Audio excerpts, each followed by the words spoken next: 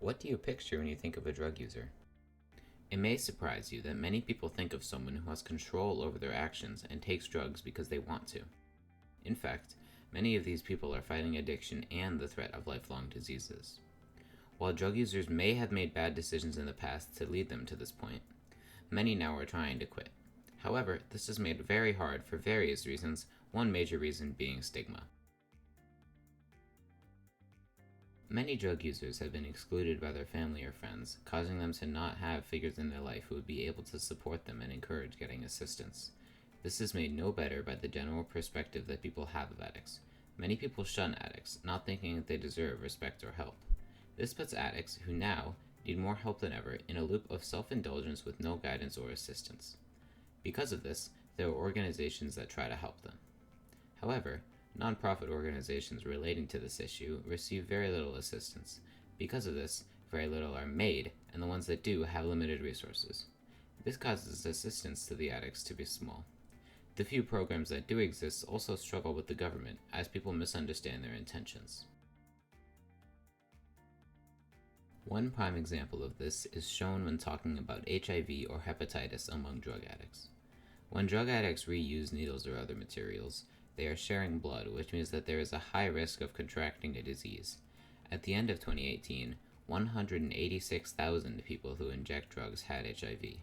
To counter this problem, programs were established to provide clean needles to ensure safe injection. However, many people in the government think that these programs are supplying the addicts and simply enabling drug use.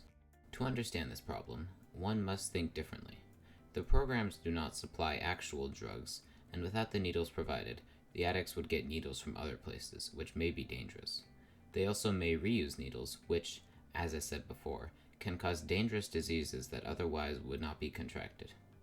These needle trade-in centers give addicts access to safer injections and a supportive and helpful community. Also, many places provide assistance in fighting addiction and have resources for people if they want to try and stop. From talking to people working at the San Francisco AIDS Foundation, I found that many of the addicts who come in regularly for clean needles get some kind of assistance in stopping usage. Another problem that drug addicts face is homelessness. Many people who use drugs are homeless, and the stigma against both addicts and homeless people can make it hard to find assistance.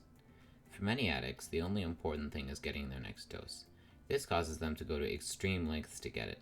Many lose their jobs and are shunned by their friends, family, and anyone who would have been able to help them.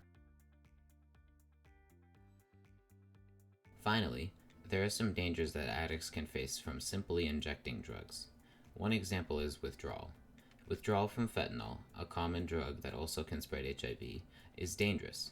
In order to become clean from addiction, an expert is very important in ensuring safety. Of course, many addicts do not have access to this. Other dangers include infection of heart valves, serious skin conditions, and dangers relating to the specific drug such as overdosing. If you want to help with this issue, then great. Watching this video is helping. Because of the nature of this problem, just learning about it can make a difference. But if you want to do more, there should be links to nonprofit organizations in the description and a little about each of them. Finally, I know it's overdone, but liking this video helps it in the algorithm so more people can see it and it would have a greater impact. Bye!